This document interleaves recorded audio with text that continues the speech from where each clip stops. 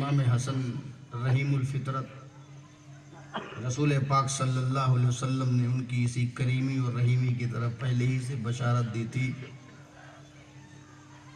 کہ میرا بیٹا سید ہے اور مسلمانوں کے دو بڑے گروہ میں صلح کرائے گا، یعنی اپنا حق چھوڑ دے گا جس کی وجہ سے مسلمانوں سے فتنہ دور ہو جائے گا۔ اور یہ معاہدہ ہوا کہ ٹھیک ہے امیر معاویہ آپ ہی خلافت انجام دیجئے، اچھے سے چلائیے، مجھے نہیں چاہیے، اہل بیت کا خیال رکھیے، اور اس کے بعد پھر خلافت آپ کے بعد پھر اہل بیت میں واپس آ جائے گی۔ پھر خلافت کیا آتی، سازشیں ہوئی، حضرت امام حسن کو زہر دے کر کے شہید کر دیا گیا، آپ کے جگر کے ٹکڑے ٹکڑے ہو گئے، آپ کا لیور ٹکڑے ٹکڑے ہو گیا اور زہر سے آپ شہید ہو گئے۔ ان للہ و انا الیہ راجعون، شہادت سری کا مرتبہ آپ نے پایا۔ امام حسن سامنے نہیں ہے، امیر معاویہ کا دور خلافت ہے، جو اب خلافت سے زیادہ ملوکیت کی چاشنی میں ڈوبا ہوا ہے، مگر پھر بھی کچھ نہ کچھ کوالٹی ہے، کچھ نہ کچھ کام ہے۔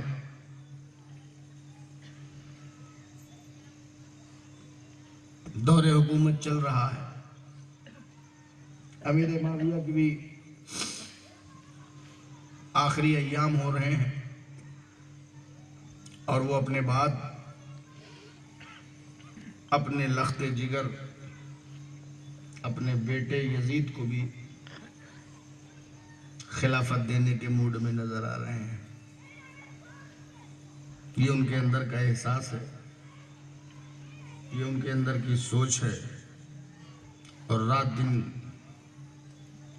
وہ اسی میپنگ میں اور اسی خاکے میں اور اسی تصور میں رات اور دن گزار رہے ہیں کہ کس طریقے سے اپنے بعد اپنے بیٹے کو خلیفہ بنا دوں۔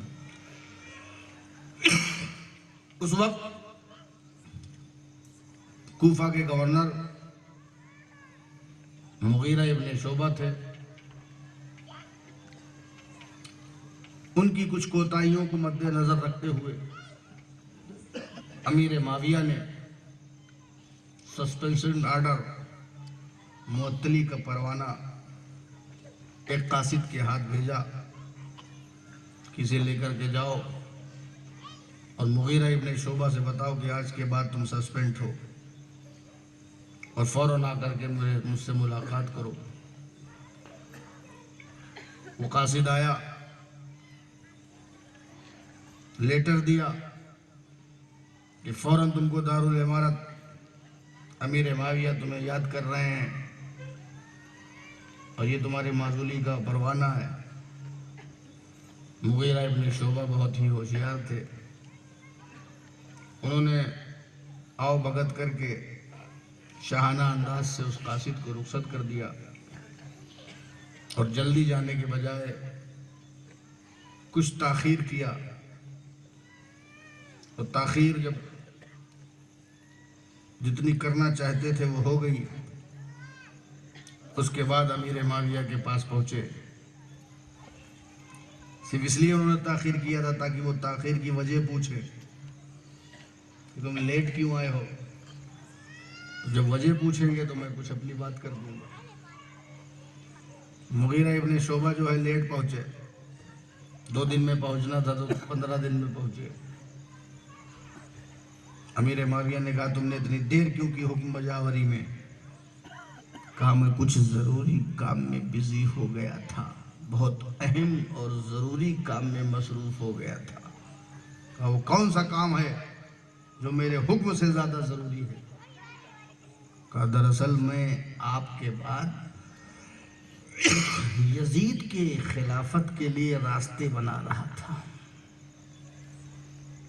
میں اس کے لیے زمین ہموار کر رہا تھا، میں اس کے لیے مارکیٹنگ کر رہا تھا، میں اس کے لیے فضا ہموار کر رہا تھا تاکہ یزید کو خلیفہ بنایا جا سکے اور اس یزید کے نام کی بیعت لی جا سکے تاکہ آپ کے بعد خلافت آپ کے گھر میں رہے۔ یہ تو بڑی مطلب کی بات کہہ دی تھی۔ اب معزول نامہ جو ہے وہ قبول نامے میں بدل گیا۔ کہا ٹھیک ہے، یہ تو میں بھی سوچ رہا ہوں، ایسا کرو کہ جا کے تم اپنا کام کرو، سارے وسائل سارے ذرائع کا استعمال کرو،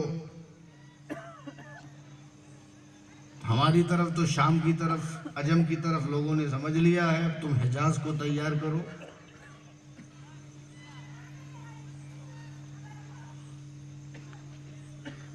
اور پھر سے اپائنٹمنٹ لیٹر دے دیا کہ کام اچھا کر رہے ہو۔ یہی ہوتا ہے، مال اور اولاد فتنہ ہے، اللہ کی طرف سے آزمائش ہے۔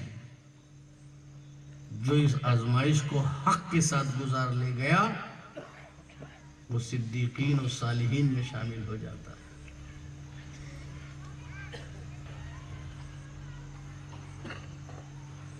پھر یزید نے، اب تو اس میں توانائی آ گئی تھی، پھر امیر معاویہ نے یزید کی خلافت کے لیے ولید گورنر مدینہ ان کو لیٹر لکھا کہ حجاز کے علاقے میں آپ فضا بناؤ اور وہاں کا ماحول تیار کرو۔ مکہ و مدینہ کی فضاؤں میں کچھ مقدس ہستیاں ہیں اور قدیم روایتوں کے تحت اچھی خصلتوں والے مسلمان ہیں، ان سب کے ذہن سازی کرو، ان سب کا مائنڈ میک اپ کرو اور میرے شہزادے یزید کی تخت نشینی کا انتظام کرو۔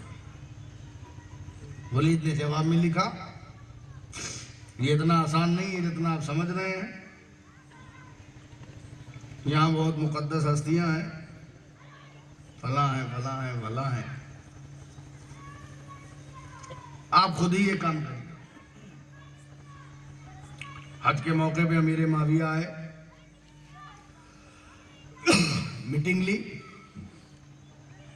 بڑے بڑے صحابہ شامل تھے، عبداللہ ابن عمر، عبداللہ ابن عباس، عبد الرحمن ابن ابو بکر، عبداللہ ابن زبیر،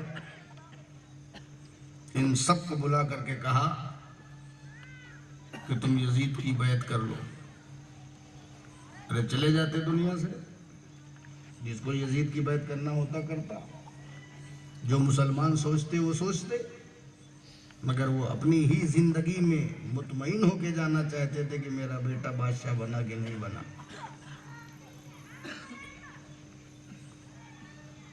ان پر دباؤ ڈالا۔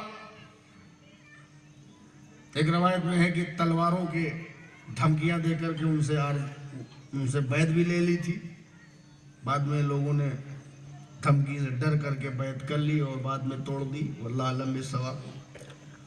بعض روایتوں میں یہ ہے کہ نہیں، وہ نہیں مانے اور ان پر سختی کرنے کی کوشش کی گئی۔ خیر وہ سب منتشر ہو گئے اور ایسے ہی کام چلتا رہا۔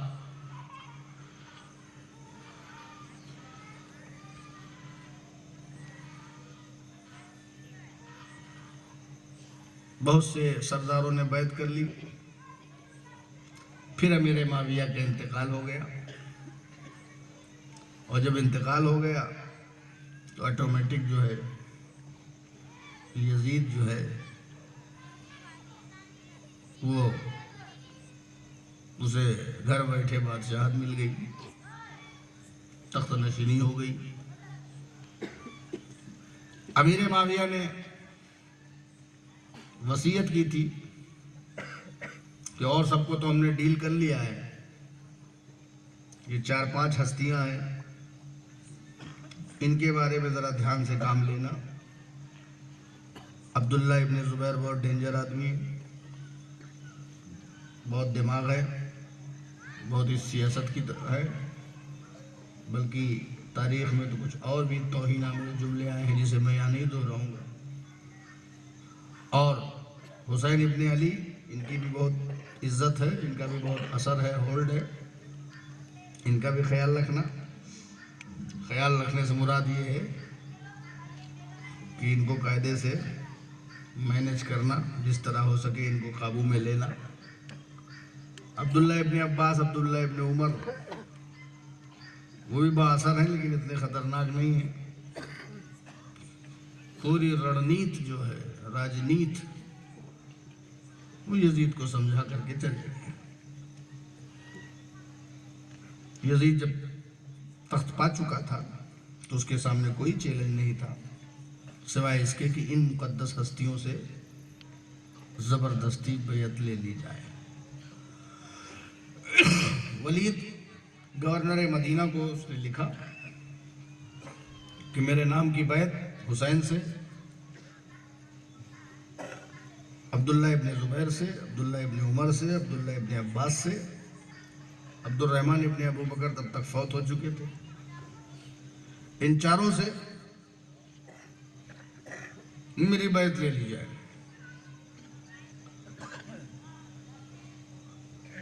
इधर जब मदीने में ये आर्डर आया, हालात को भांपते हुए अब्दुल्ला इब्ने उमर, अब्दुल्ला इब्ने ज़ुबैर, अब्दुल्ला इब्ने अब्बास, ये लोग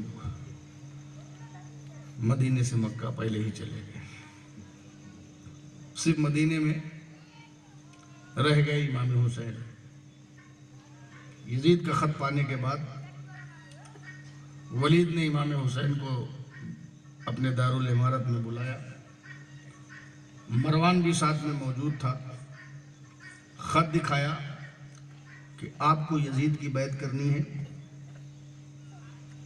आप क्या कहते हैं? हज़रत इमाम हुसैन ने कहा, ये बिदअत है, ये आम्मतुल मुस्लिमीन का हक है।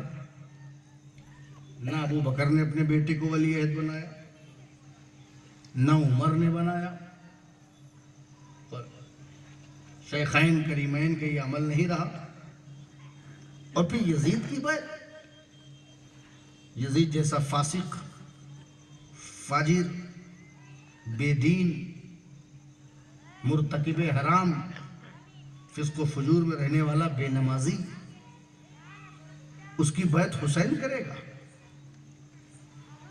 मैं उसकी बैत हरगिज कभी जिंदगी में उसकी बैत मैं नहीं करूंगा। और ये कह करके जाने लगे। मरवान ने कहा वलीद से कि इनको पकड़ो और ताकत के जोर पर इनसे बैत लो। इमाम हुसैन पलटे और तलवार मियान से निकाल ली। कहा किसमें हिम्मत है जो हुसैन से बैत लेगा? वलीद गवर्नर मदीना, नरम मिजाज, अहले बैत के लिए था। मरवान को अलग किया और हजरत हुसैन को जाने दिया।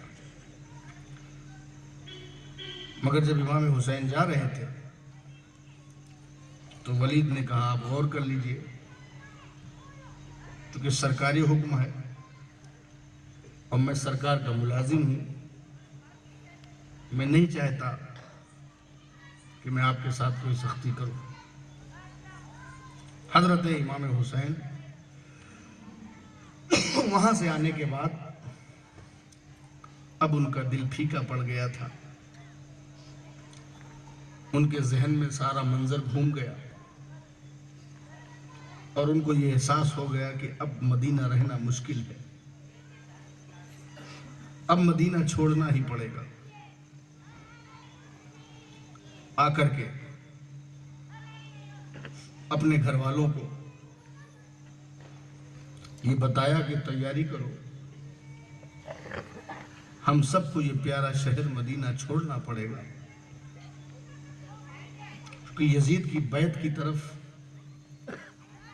بڑا اصرار کیا جا رہا ہے، اور میں نہیں چاہتا کہ میری وجہ سے جوار رحمت رسول میں کوئی فتنہ پھیلے، تو کوئی تشدد ہو، تو کوئی جنگ کا ماحول بنے۔ یہ مدینہ ہے، یہ سکون کا قبلہ ہے، یہ محبت کی وادی ہے، یہ خوشیوں کا شہر ہے، یہ استقبال کا شہر ہے، یہ انبساط و مسرت و فرحت و شادمانی کا شہر ہے۔ میں نہیں چاہتا کہ یہاں کچھ ہو۔ سب کو تیاری کا حکم دیا۔ تیاری کا حکم دینے کے بعد حضرت امام حسین اپنے ٹوٹے ہوئے دل کو لے کر کے رات کو جنت البقیع میں حاضر ہوئے۔ السلام علیکم یا اہل القبور، سب کو سلام پیش کیا، اپنے پزمردہ احساس سے بوجھل دل کے ساتھ اپنے ماں کی مزار مبارک پر پہنچے، ماں کے قدموں کا بوسہ لیا اور اپنی ماں کی بارگاہ میں سلام پیش کیا اور یہ عرض کیا، اے میری پیاری ماں، آج حسین آپ کی بارگاہ میں آخری سلام پیش کرنے آیا ہے۔ یہ حسین آپ کی بارگاہ میں محبت کا نذرانہ پیش کرنے آیا ہے۔ اے شفقت سے دودھ پلانے والی ماں، محبت سے تربیت کرنے والی ماں، زمانے کی تنگیوں نے تمہارے حسین کو مجبور کیا ہے کہ آج مدینہ چھوڑ دے۔ آپ کا دیار میرے لیے وجہ سکون تھا، آج یہ سکون کا مرکز ہم سے چھوٹا جا رہا ہے۔ حسین آخری سلام کرنے آیا ہے۔